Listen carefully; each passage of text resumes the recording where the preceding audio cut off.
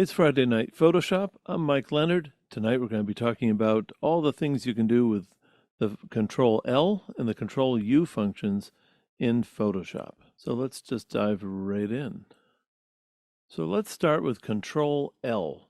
When I hit the Control key and then simply tap the letter L, I get this display. This is called levels. In true Photoshop tradition, there's usually more than one way to get to where you want to get to. If I go to Image and then go to Adjustments, you'll see here's levels here. And by the way, the shortcut's right there, which is Control L. So when I've got this up, what we're looking at is a histogram showing the luminance of this picture.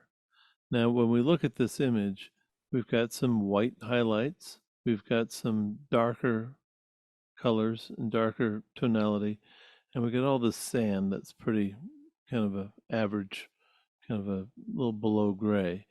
So if you look at the histogram, this is showing you this graphical representation of this image and all the tonality that's in this. Now, if there's one thing I wish Adobe would do, see this grayscale that starts in black and it goes all the way up to white? I wish that there'd be some way to move this up to here so that what you're looking at is this dark area. You'll notice we don't have a whole lot, but this area here where we've got an abundance, if I come straight down, it's this shade right here. And this shade pretty much matches the sand, and we've got the most of that here. This shell is pretty white, and I'm going to say that that's probably this area right here. If I had to try and pick out the seaweed, it's probably way over here on this end. So after a while, you'll learn to read a histogram. What's on the left is usually the dark part of the image. What's on the right is the lighter side of the image. Most all of our cameras have the ability to display a histogram, and that can be really important because this is the ultimate way to check your exposure, to make sure you're not overexposing or underexposing. The other nice thing about this is completely independent of your monitor. You could adjust the brightness and the contrast on your monitor, and it will not affect how this histogram looks.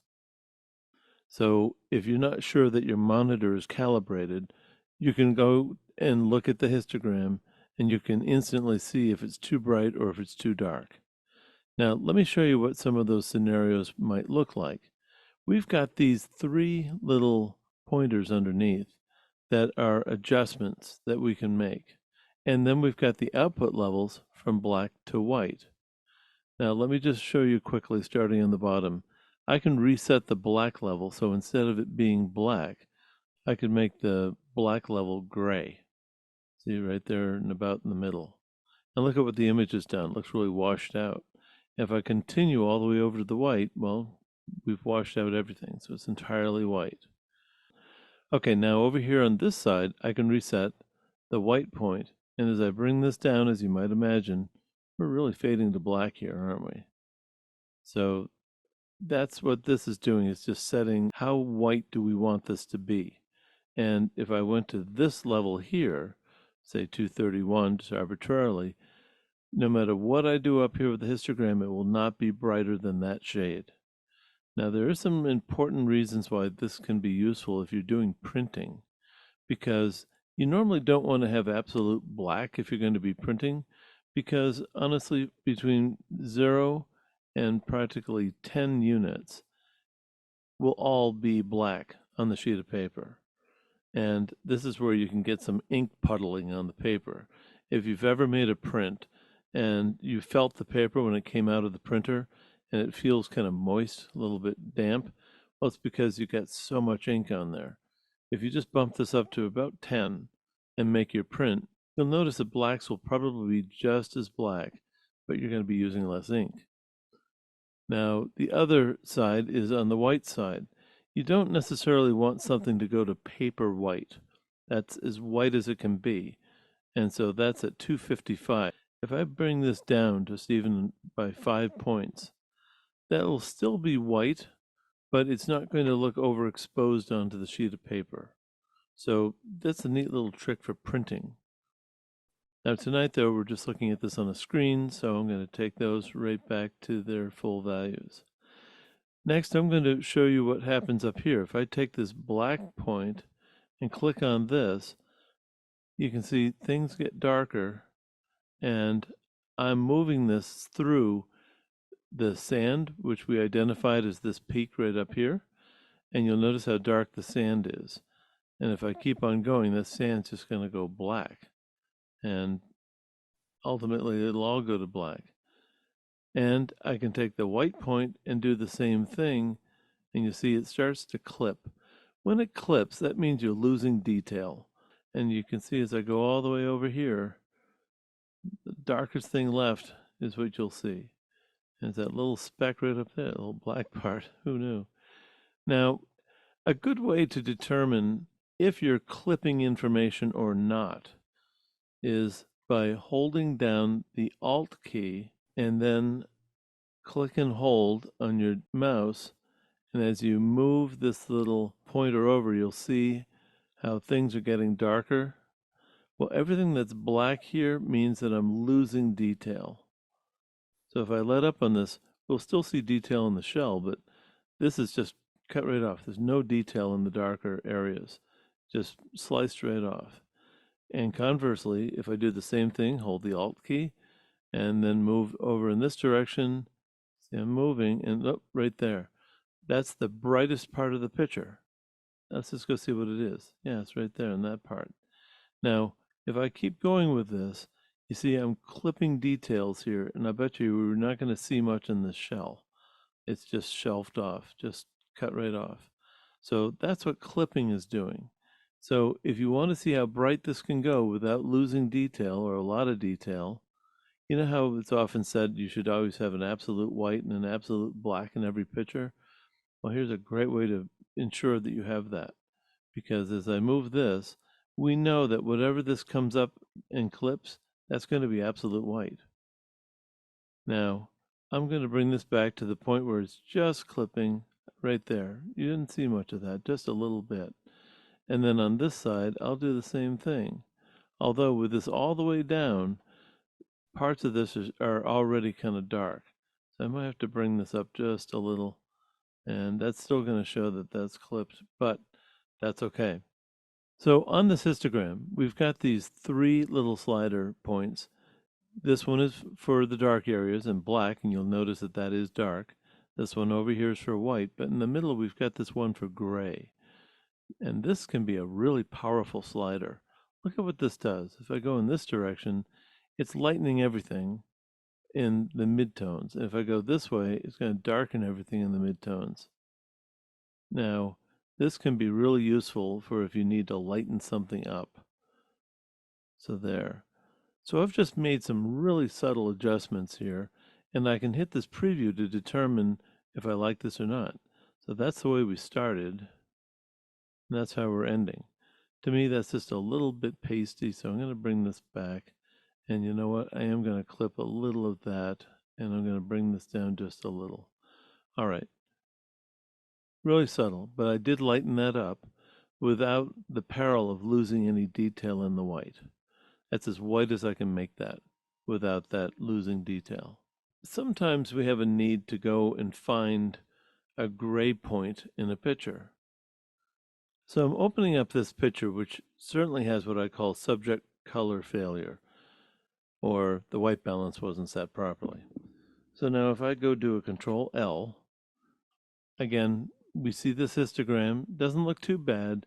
I can see that some of these flowers over here are kind of whited out, and you can see that this histogram is kind of slammed over here to the white. It shouldn't be hitting the wall like that. So I might just tone this down just a little bit like that. And that's going to bring back a little bit of detail here. And if I just said okay to that and then went and reopened the histogram, you'll notice that I've got a big gap here. And this is what happens, by the way, this is a JPEG file. So it's a pretty low resolution one. And so you get these kind of weird artifacts, particularly when it's a low resolution image. But more importantly, I just want you to see that, you see here's the white point, and I now have a little more wiggle room And if I look at this flower that's up here in the upper right, I can severely clip it, which I don't want to do.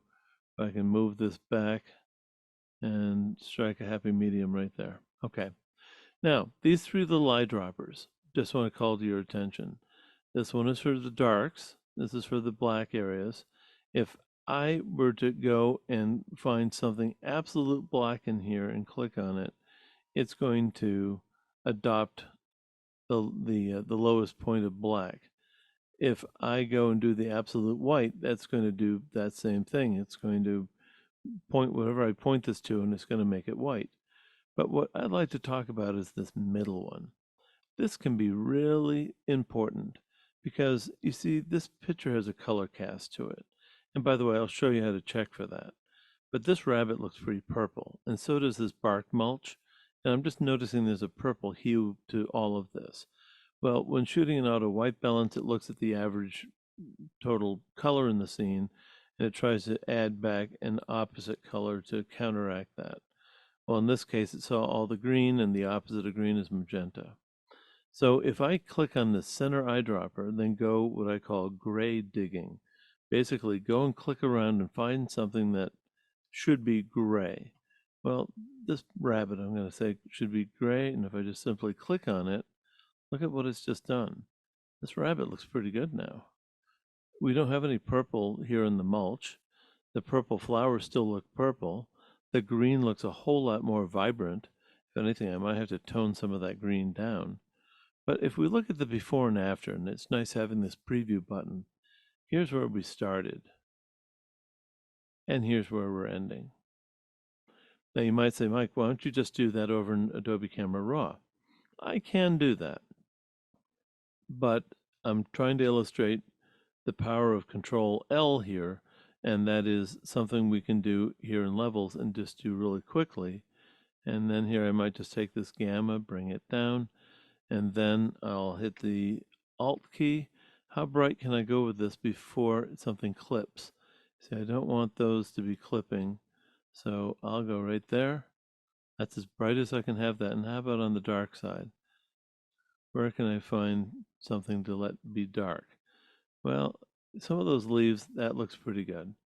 I'm just going to go right there. And now I might take this middle point up a little. There we go. So that was pretty simple. So now I know that these are no longer overexposed. This is no longer underexposed. I've got the proper color. And if I hit the preview on and off, again, that's where we started, and that's where we're ending. Let me show you another example of having to go gray digging to set white balance. By the way, these are images that I've used with permission from various people that I've found on either Facebook or Instagram. So these are just downloaded right from the web. And I made them all the same deal. I said, look, if I color correct this and send it back to you, do you mind if I use it in the class? And they said, no, that's fine. And they were happy to get a color corrected one back, and I'm happy to be able to illustrate real world examples. So Control L, once again. Now, I didn't talk about the fact that there is this auto function. And when we hit the auto function, we've got some options. If I click options, you'll see that we could use different algorithms here. I'm a fan of this fine dark and light colors and snap neutral midtones. That does a pretty decent job right up front. However, you might find one of these other algorithms works better for you. This is to enhance the monochromatic contrast. That didn't do a bad job. That looks pretty good. If I shut off this neutral, you see what we're doing there? It's going and figuring out, okay, what color was taken out. In this case, we got all this green and a lot of magenta was added. The trick, though, is that these babies are wearing pink, which is a light magenta, if you will. So the fact that it does this good a job manually is pretty respectable. If I do enhance per channel, just based upon contrast, it makes it look a little contrasty. But here's fine dark and light colors, and then telling it to snap. But in this case, I don't think it got it right. So I'm going to do this manually. And what I need to, again to do is to go gray digging. That simply means find something in the scene that you know should be neutral. Now, if I look at these dresses that the babies have got on, I don't know that this is white. And wherever I click with this, by the way, you're going to get the opposite color being added. So let me just show you how that works. See this pink? If I click on this pink, you're going to see the image go pretty green, very green. If I click on this little red thing here, you're going to see it look kind of blue. It's a bluish green if I go in there. So I don't want that. I need to find something that I know is white. And it took me a while to find it in this very shot. It's certainly not the dress, because that doesn't do it. It's not this one, obviously, and it's not these polka dots. So what I found was these glasses are close if I click on the glass, but inside the glass on the rim, that's where I found that there is something that's neutral. And let me just zoom in to show you. See, these glasses have a color on the front, but right on the inside, it happens to be colorless. And now let's just go take and do a before and after. Here's before, there's after. They look so much nicer. And now I can take the gamma, move it, maybe move the white point down just a little. And I don't really need to do much with the dark area. But that was just a real quick fix, I think. Bring that up a little to make them look a whole lot better. Let's do this one more time. Here's a rather complex image, and when you look at this, you might say, well, that looks nice as is. But I see a color cast in this, because when you look at foliage, the colors that you don't normally see are like magenta, which is in this area, and down here, and also up in here, there's a patch, and then going up here. Now, clearly the auto white balance sensor saw the majority of the green and the hues of green, which include the yellows and even some of the orange, and it had to add an equal amount of the opposite color to try and neutralize this. Now, if I go and do the Control L, if I just go do an auto, this might get confused, and it sure did. So that's not going to help. By the way, I don't have to exit out of this to undo this. If I just hold the Alt key down, you'll see this goes from cancel to reset.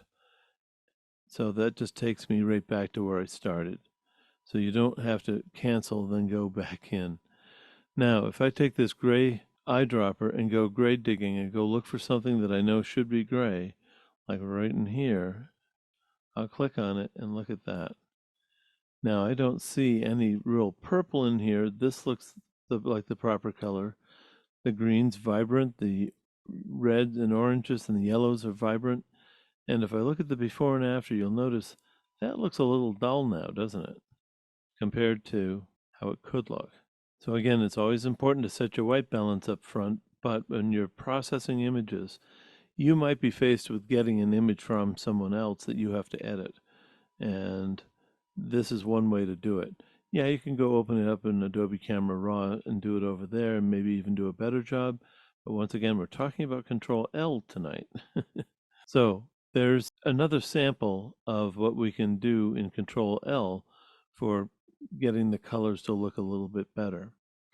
Now, if you had shot a whole series of images and you went in and you made adjustments and you got this to be just the way you wanted it, but you wanted to apply that same adjustment to all the other images, there's this little gear up here that we can click on, and we can save all those adjustments that you made as a preset. Now you save this, give it a name, then when you open that next image, you can come in here and say, let's load that preset. And so whatever you did to one image, you can do to the other. That can be really important if you're doing like a series of headshots or something where you want them all to match and you're doing it all in Control L. So that can be a little savior right there. I want to walk through a few more functions in this dialog box here. Let me move this down so we can see it. Up top here, we've got this custom preset. There's a default. You can make things darker. You can increase the contrast. What I'd recommend is just go and experiment with these, because you'll find that some of these might be to your liking. And here's one to lighten the shadows, which I don't think did so good there. Or midtones darker. Yeah. So these are just some presets that you can go in and experiment with. We also have the ability to look at the histogram by channel. So if I were to look at that green histogram, I can affect the greens in the dark areas where I'm removing it there, or adding green or subtracting green in the mid-range, and in the high areas, in the bright areas, I can be adding green or deducting green, however I might need to do that. Now, in this case, I might go over to the reds. Maybe I'd like to add a little bit of red. Let's move this out of the way so we can see what I'm doing. And maybe we don't need quite so much red in the mid-range. You see what I'm doing here? By going in, I can actually do affect the colors. And where this is really important is if you're ever having to do any photo restoration where some image might have a color cast to it, this might be a place you have to go to be able to have that control, to be able to adjust just a single channel to get something to look better again. Adobe Camera Raw doesn't necessarily give you this degree. So now I'll go back to the RGB, and maybe I'll just make this a little darker, but I don't want to clip anything, so I'll hold the Alt key. How dark can I go? See, it's starting to clip right there. So as I said before, it's okay to have a little bit of black. So maybe I'll go right to that point. So I absolutely have a black. And let's see if I go on the white side. See, that's going to be clipping by color. So it's going to be clipping a lot of the red right there. And then I can just adjust the gamma, the midpoint, to get that to be how I like it. Now if I go and do the before and after, I think you'll notice there's a striking difference. There's the before.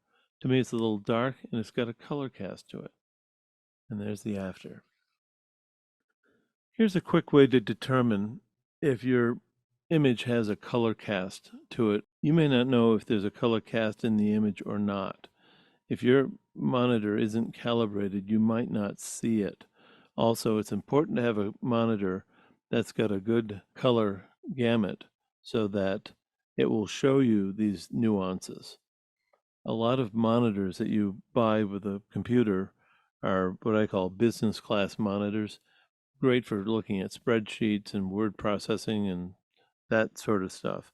But for showing images, it's not always the best choice. And some of these monitors can be had for really inexpensive.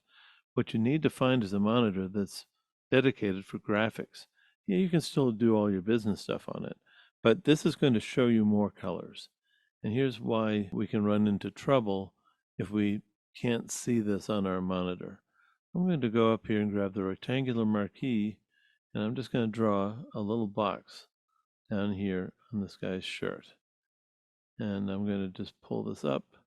And I don't want to have a feather on this, so I'm actually going to go to 0, and I'm going to draw that box one more time, just like that. Now, remember Control U, and I'll be doing a whole lot more with this in a moment. If I come in here and take saturation and just bring that down, and we'll say OK, and take a look at that. This is colorless. This has a color. This, would you believe, is shades of white into gray. This is not. If this looks brown to you, it's because your eyes have become accustomed to seeing this image already, and that's not brown. That is actually gray. And I'm going to do a Control Z a couple of times to get rid of that, and I'm going to go do a Control L, and I'm going to go gray digging. I'm going to take this middle eyedropper and just click down here on this white shirt, and that doesn't look too bad. Now the faces obviously look oversaturated, and that's because we're dealing with a JPEG image. I would have to go and remove some of the saturation. But more importantly, I just want you to note that when I unclick this, see how blue everything looks versus that. Sometimes you might be having to restore an image, and you've certainly got a lot of tools in Photoshop that will help you do that. Well, Control L is just one of those tools. If I just come in here and do the Control L, and just hit auto. Let's see what it does for us. That's a fair start. That's not too bad. Now I'm going to go gray digging and find something here that I think should be gray. Maybe the curtains in the windows here, or this front door maybe. And look at that.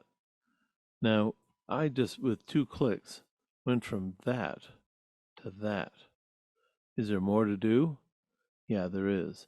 If I take this mid slider and move this down to the point where I like the background, and then I might take this black one and just move it up just to restore some of that darkness that got taken down over here.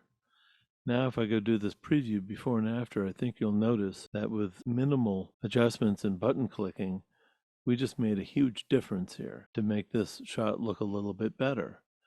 Now again, we're faced with the given set sometimes. It's not like I can run back there and shoot this again under that exact same snowfall. So you have to work with what you've got a lot of times, and this is one of those cases. So was it a good shot to begin with? No. Is this better?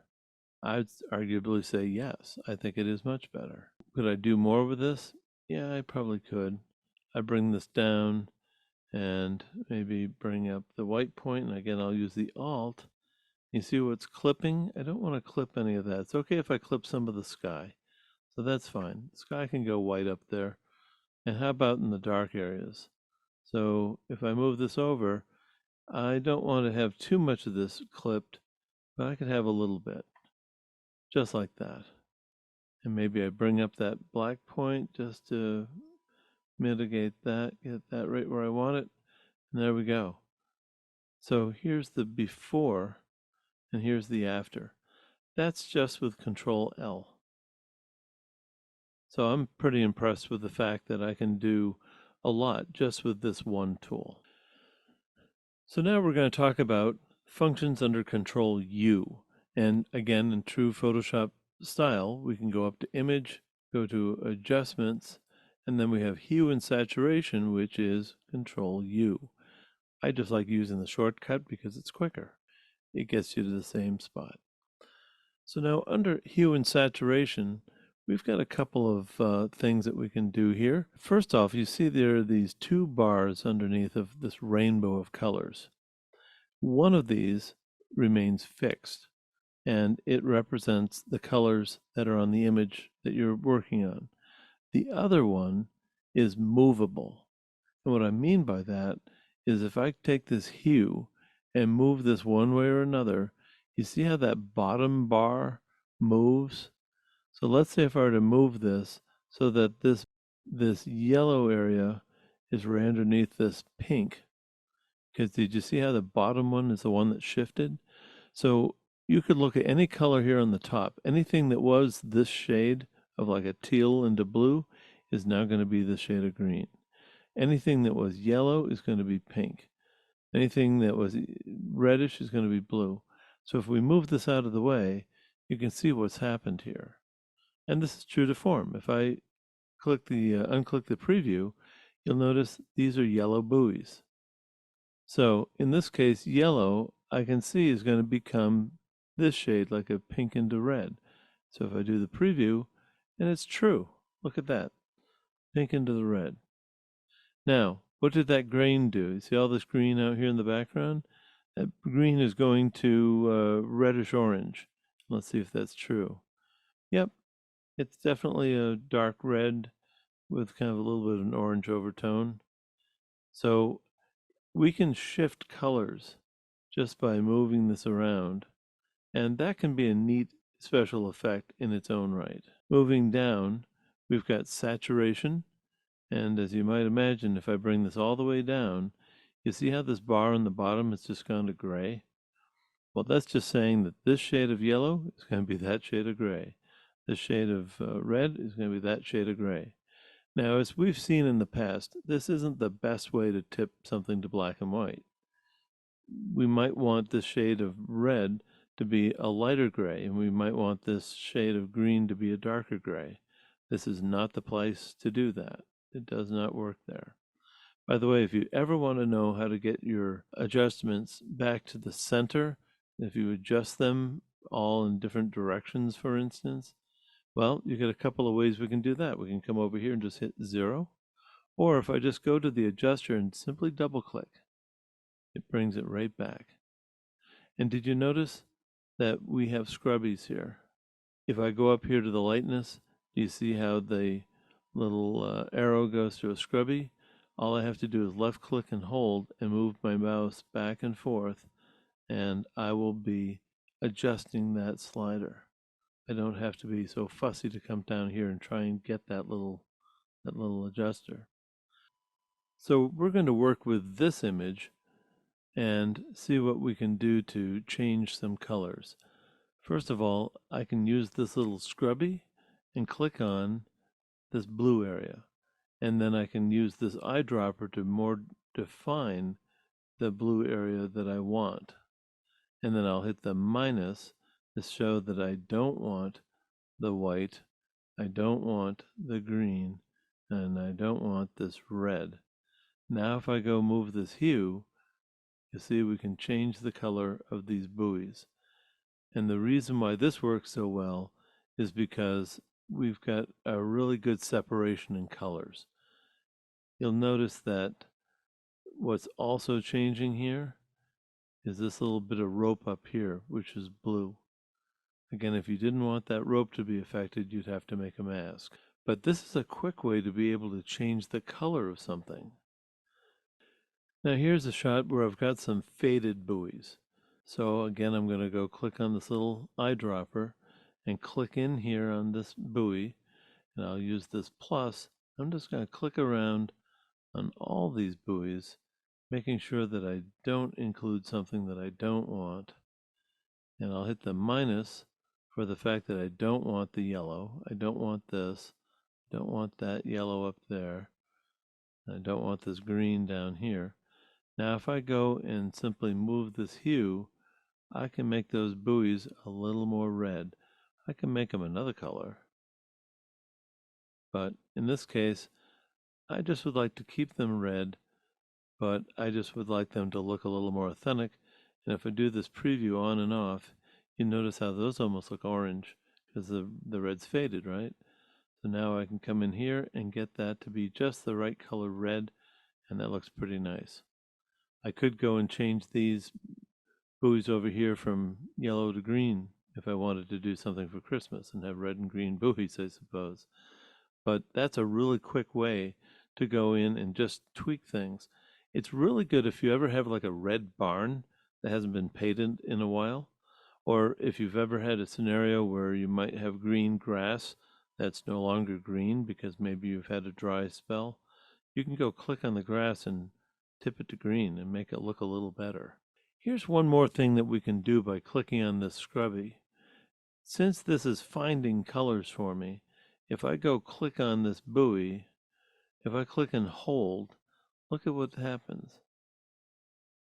If I just slide this back and forth, there's a quick way to be able to adjust the saturation of something. How about this yellow over here?